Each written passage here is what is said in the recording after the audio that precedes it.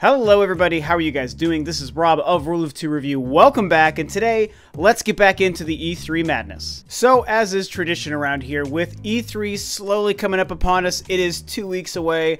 So unbelievably exciting. I like to make videos discussing some of my predictions and wish lists as far as what I hope to see revealed or talked about at the show. A couple of days ago, I made my list discussing my top 5 confirmed games that we know have a chance at showing up at E3 because they've already been announced as games. I discussed my top 5 list of what games I would like to see discussed at the show. Today what we're going to do is discuss my top 5 surprise games I hope to see announced or revealed at E3. Now, as much as I like talking about the games that have already been confirmed and what I hope to learn more about at the show, that is great because of course they're games, again, already announced and we know we're already going to be liking those games.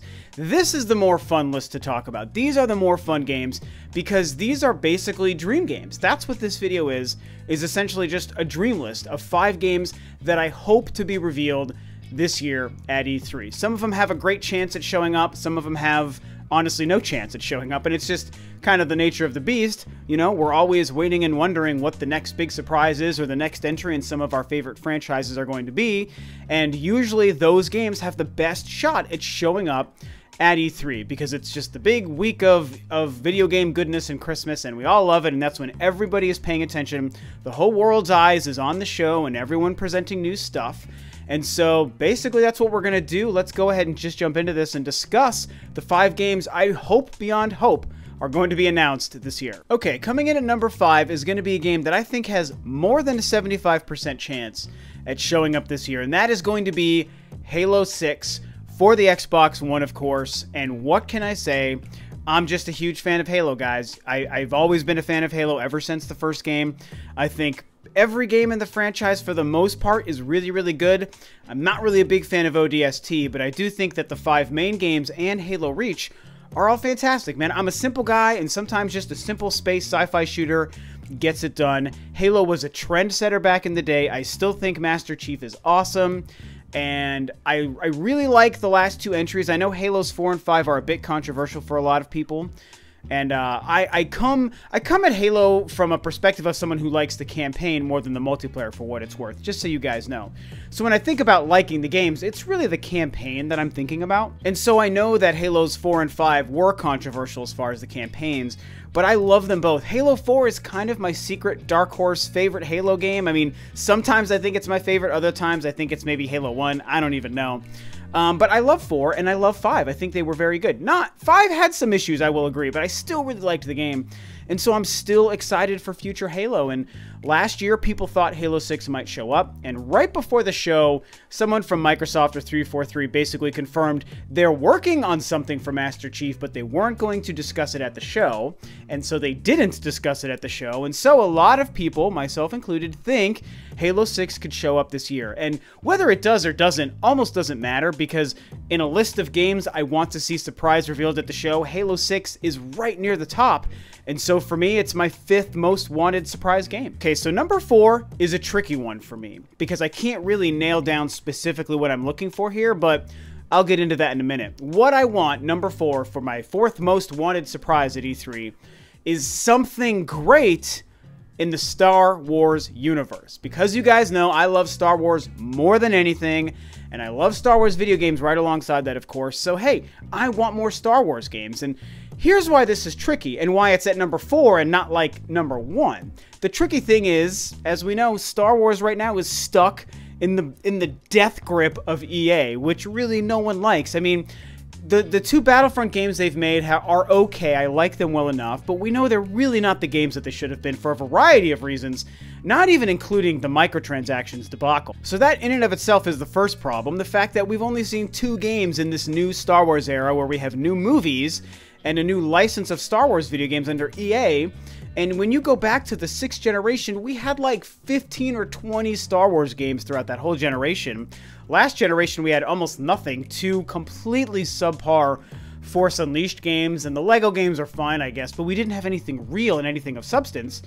And now we're missing more. So I hate the fact that the Star Wars franchise is stuck with EA, and I hate the fact that EA has really been dropping the ball big time, and so I don't want more EA Star Wars games.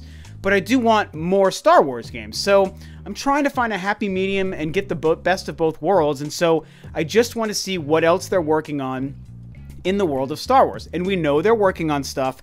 The Visceral game, the Amy Hennig project, all this stuff. They shut down Visceral Studios. Respawn is involved in the game. All these different things. Who knows how it's going to play out, but that doesn't mean that I'm not excited to learn whatever it is they're making. Are they making some online connected Destiny kind of experience for Star Wars? Are they possibly working on still this amazing single-player campaign story that everyone truly wants? Are they finding ways to play with other genres in the Star Wars universe? Maybe bring back like a pod racing experience?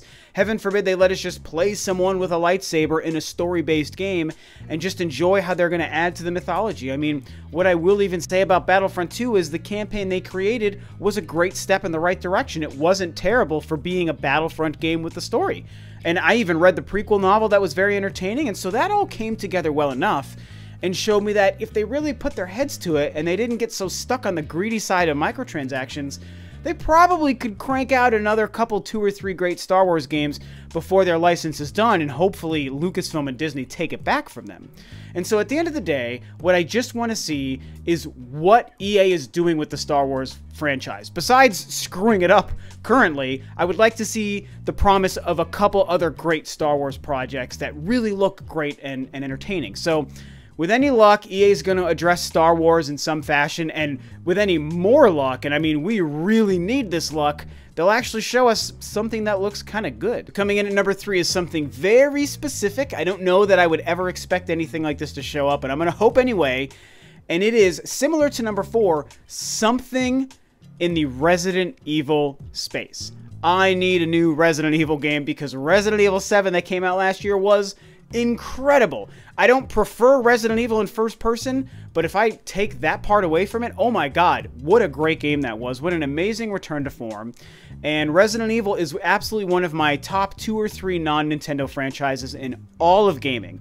Many of you guys have heard me say that before, so I want Resident Evil to come back. Now, I almost said anything in the Resident Evil space, but that is not actually accurate. There are 2 things that I would like to see come out of Resident Evil and hopefully announced at E3 this year. And that would be the Resident Evil 2 remake, which of course has had a little bit of traction in the rumor circuit the last couple of days, or Resident Evil 8. Honestly, maybe they're already ready to show us the next game and tell us what's going on there. I want to know what's happening after Resident Evil 7. I would like to see it go back to older Resident Evil roots as far as not being first person, but I would expect Resident Evil 8 will probably continue what Resident Evil 7 started to put in place. And honestly, I'd be fine with that. It's not my preference, but I would still ultimately be okay with that. The Resident Evil 2 remake, I am dying for that because the first game, the remake of the first game for the GameCube, is one of my favorite games I've ever played. That is such a masterpiece. It is so good even today. So I really want to see what they're doing with Resident Evil 2, which in my opinion is the scariest Resident Evil ever made and one of the very best, probably like a top 3 Resident Evil game. So, and so the reason I didn't say anything is because what I don't want is some weird, dumb, stupid spin-off like Resident Evil Umbrella Corps from a couple of years ago. No, Capcom. You've done too many weird spin-off, action-y, multiplayer, online, dumb Resident Evil things.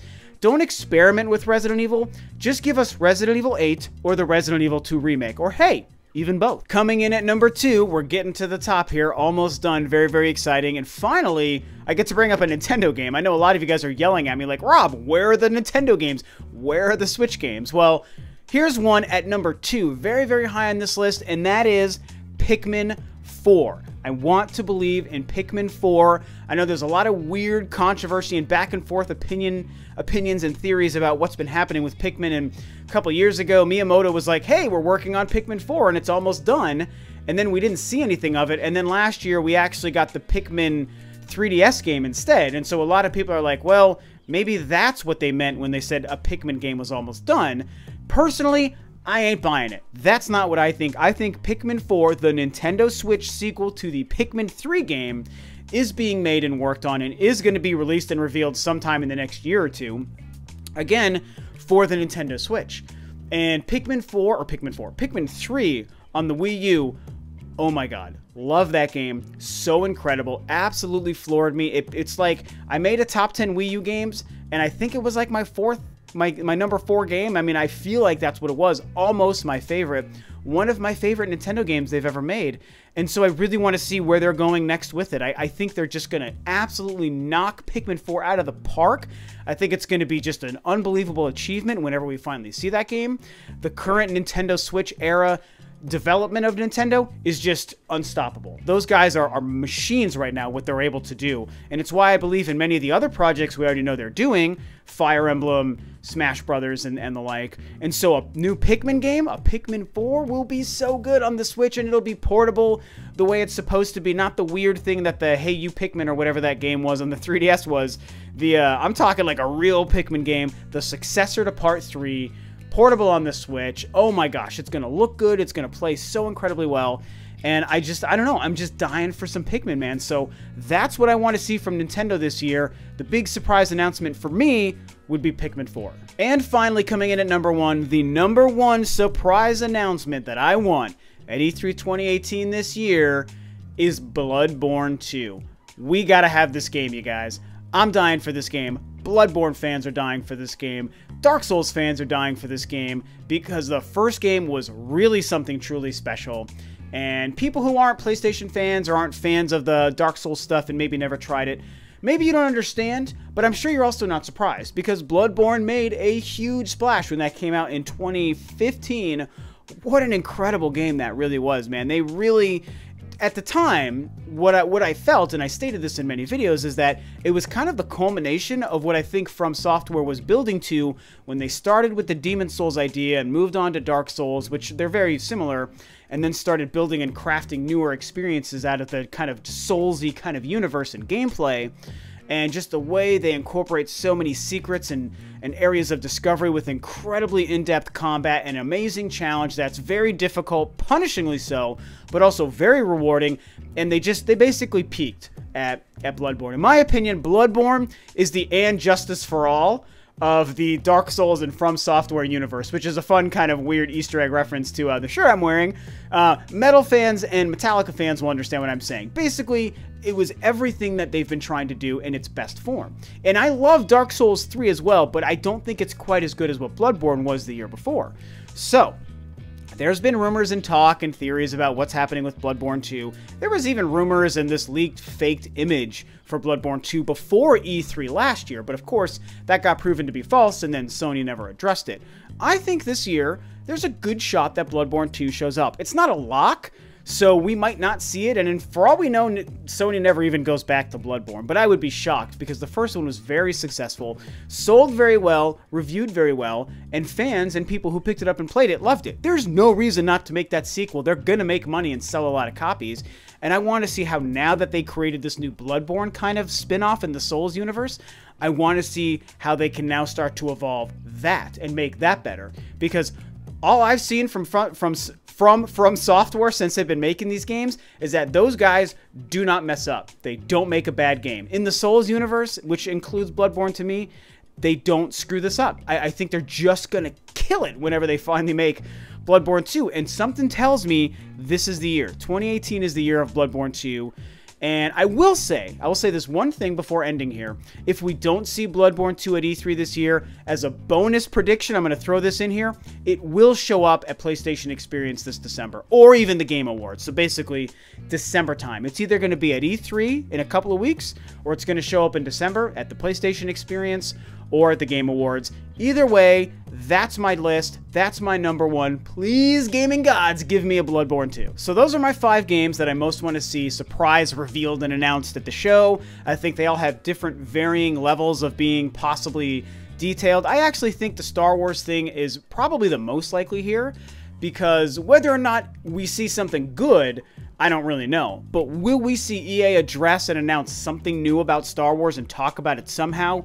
I think there's a good shot that that's going to happen. Everything else, they're all up and down, man. Who even knows? Like I said, it's a dream list. Maybe none of these other games show up, and it's going to be sad for me, but that'll be what it is. And this year was actually a little bit tricky for me to make because in a strange twist of fate, the 3 games and franchises that would probably have all been numbers 1, 2, and 3 in any other year actually already have confirmed games announced, and they even made it into my last video, and that's a new Metroid, a new Beyond Good and Evil, and a new No More Heroes. All three of those franchises have confirmed games announced, so I wasn't able to talk about them and throw them into this list, whereas in previous years, I was. It's a really kind of weird, funny kind of coincidence. So either way, that's it, man. I mean, E3 hype is a-rolling. It's coming up soon. I cannot wait. I know you guys can't wait. So fun to talk about my top 5 dream games and announcements that I hope to be surprise revealed at the show this year in just 2 weeks' time. Oh my gosh, so cool. So I want to hear what you guys have to say. What are your thoughts on my list and the 5 games that I talked about? And what are the 5 games and franchises that you want to be surprised to see show up at E3 this year? I mean, like I said, right around the corner, man. It is hype train season, and it's just the best time of year. So much fun making videos like this. I really enjoy this. Many more E3 videos coming up soon in the next couple of weeks leading up to the show, and then of course I'll be covering it that whole week as well because I'm taking off work, as any responsible adult would do, for E3. So that's it. Talk about all this fun E3 stuff below. Thanks so much as always for tuning in. This is Rob of Ro2R Review, and I'll catch you next time on another video.